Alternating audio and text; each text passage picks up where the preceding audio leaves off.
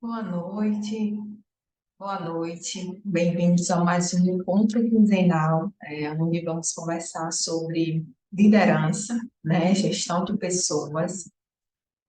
Para quem não me conhece, está participando pela primeira vez. Eu sou Eliane Tavares, né, e hoje nós vamos conversar, vai ser um pouco, a dinâmica vai ser um pouco diferente, né, vai ser muito mais uma troca, uma conversa sobre as mudanças que a pandemia trouxe na gestão de pessoas. Então, a gente vai conversar um pouco sobre isso. É, a gente vai voltar um pouquinho no tempo, né, antes da pandemia chegar, para poder entender, né, esse processo. Né? Antes da pandemia, já vinha acontecendo essa mudança. O que a pandemia trouxe foi uma aceleração, né? Então, quem trabalha, quem está aí na gestão de pessoas dentro das organizações, né? RH, desenvolvedores, né? Já percebia essa mudança, né? Essa necessidade de mudança de estilos de liderança, de uma gestão mais humanizada, voltada realmente para as pessoas, né? E a pandemia fez com que tudo isso se acelerasse, como acelerou várias outras coisas, a digitalização dos processos. Então, o que iria acontecer em um processo, em um tempo, em uma quantidade de tempo maior, a pandemia acelerou. E inclusive esse processo, né, de necessidade de mudança, de perspectiva de gestão de pessoas, né, um outro olhar para a gestão de pessoas e liderança. Veio o movimento da grande renúncia, que já vinha acontecendo em uma escala menos intensificada, né? E aí a pandemia acelerou, que o que foi, né? A grande renúncia eram os pedidos mesmo de desligamento de funcionários descontentes com ambientes tóxicos, enfim, liderança não voltada para pessoas, né? Então, houve essa debandada mesmo, né, com a pandemia. Realmente houve essa mudança de chave, né? E aí, o que é que aconteceu na pandemia para poder ter essa aceleração? A mudança de perspectiva, né? Esse relacionamento com o tempo, né? Mudou. Né? Antes da pandemia, tinha muito a questão da geração, né? Essa geração é mais voltada para um trabalho, para um ambiente dessa forma, essa outra geração é voltada para um ambiente dessa forma, uma liderança dessa forma. E na pandemia, todas as gerações passaram pelo mesmo processo, pelo mesmo caos que se instalou, e não foi só aqui, não foi só em uma cidade, em um país, né? Foi uma questão global. E todo mundo passou por isso, todo mundo conhece alguém que perdeu ou ficou internado muito grave por conta da Covid, né? Passou, todo mundo conhece alguém ou foi a própria pessoa que passou, né, por algum momento muito difícil na pandemia. E aí, essa dificuldade, essa proximidade com a morte mesmo, né, mudou, né, essa perspectiva, mudou a chave de como as pessoas se relacionam com o seu trabalho, né? Veio uma mudança de que eu não estou vendendo minha hora laboral, né? Eu não estou vendendo o meu trabalho, eu estou vendendo a minha hora de vida, né? Eu não estou vendendo o meu trabalho, eu não estou vendendo a minha hora laboral, eu estou vendendo a minha hora, o meu tempo de vida. E isso mudou drasticamente como as pessoas se relacionam com o trabalho. Então, se eu estou dedicando minha hora de vida, o meu tempo de vida àquele trabalho, àquela atividade, àquela empresa, isso precisa fazer sentido para mim. Isso precisa ter um motivo além de um motivo além do financeiro para que isso realmente faça parte da minha vida, né? É necessário que o propósito seja compatível, é necessário que tenha um vínculo, né, entre empresas, entre as pessoas que estão ali e entre a própria empresa, né? É uma compatibilidade de valores, né, de propósitos. E isso mudou como não acelerou, né? Porque antes já havia essa necessidade, né? Os profissionais de RH batendo nessa tecla de que nós precisamos ter uma gestão humanizada, voltada para pessoas, e vinha passos, né, lentos. E aí a pandemia, porque todo mundo passou, não só a equipe, né, não só os funcionários, mas também seus líderes e os empresários passaram, porque na pandemia não tinha a ver com dinheiro, né? Não tinha uma questão, se eu tiver dinheiro, eu vou ter esse acesso a um tratamento, não tinha a ver com isso. Então, todo mundo passou pela mesma crise, a mesma incerteza, o mesmo processo de incerteza. Alguns mais, outros menos, mas a incerteza estava ali, constante na vida de todo mundo durante esse período, né? Então, todos passaram por isso e ficou todo mundo com esse sentimento, com essa necessidade, ainda no processando, ainda entendendo, e aí tem essa mudança de chave, grande renúncia, e para alguns que não dava para pedir demissão, veio a demissão silenciosa, né? Que é com uma baixa de produção, né? Em que sentido? Eu só vou fazer o que realmente eu sou obrigado a fazer, né? Eu só vou fazer o que realmente está dentro do meu cargo, nada além. Eu não vou chegar no meu horário, sair no meu horário, tirar meu intervalo. Então, é aquela armadura para se proteger, né? Se proteger da exaustão, né? Do burnout. Então, é aquela, não posso sair desse ambiente, né? Nesse momento, mas também não vou continuar com comportamentos que vão além do que eu realmente preciso fazer.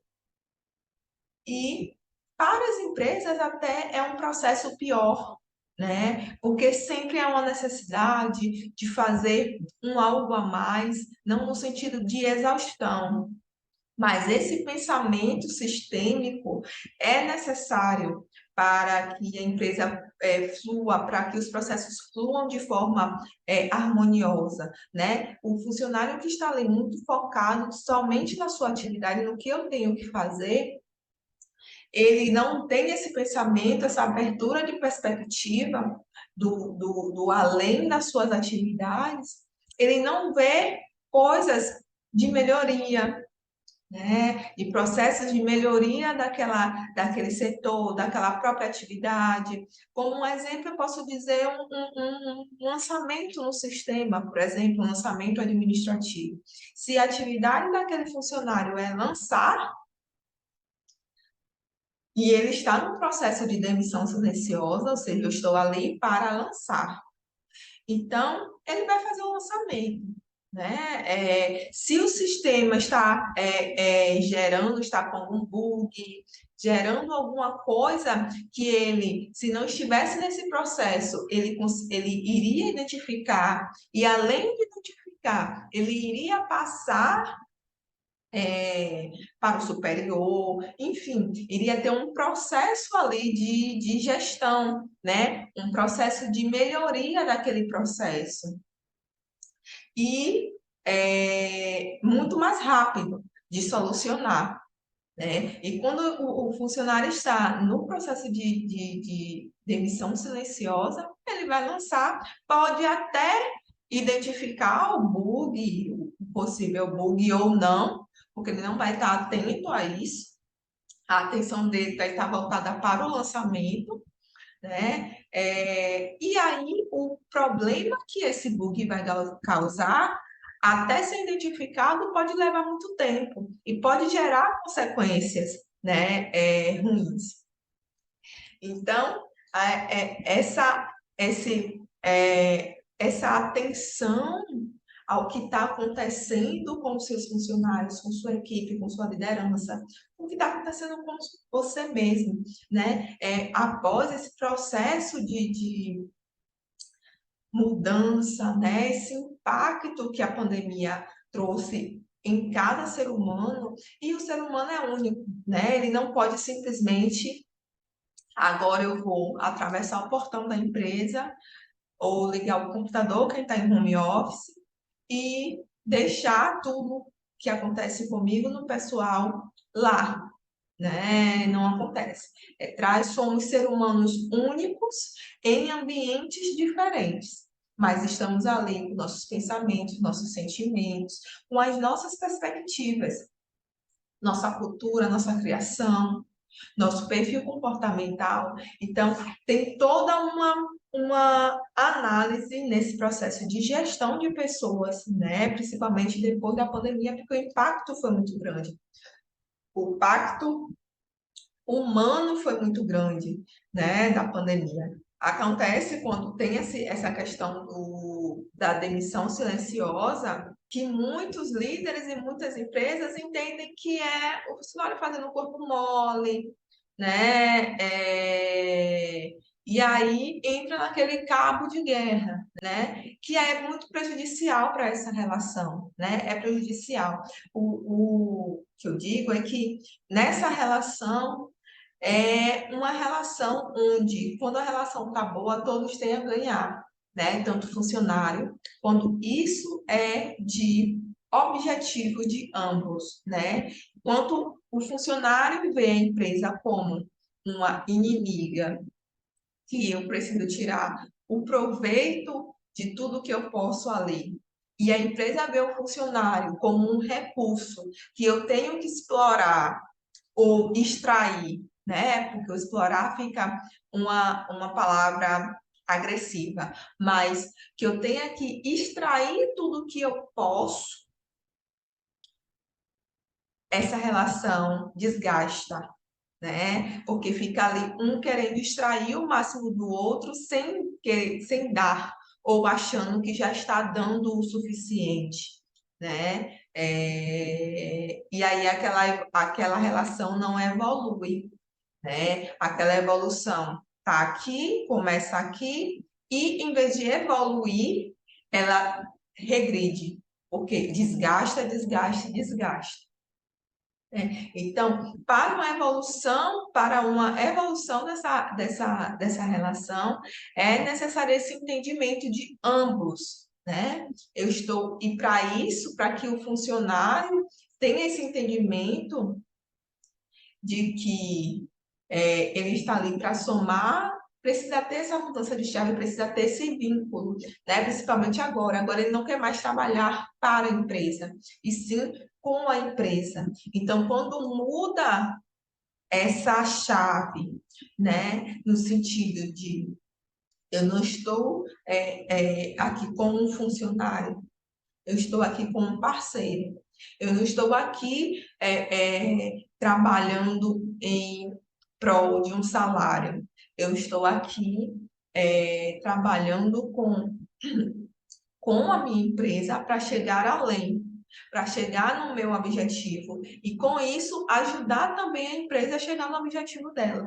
Então, é uma mudança de pensamento, uma mudança de cultura, uma mudança de perspectiva, uma mudança de como ver aquela relação, de como ver essa situação, né? E aí, como o poder maior de influência está na mão da empresa, ela que tem o poder nessa relação, ela tem um poder, né, maior de influência.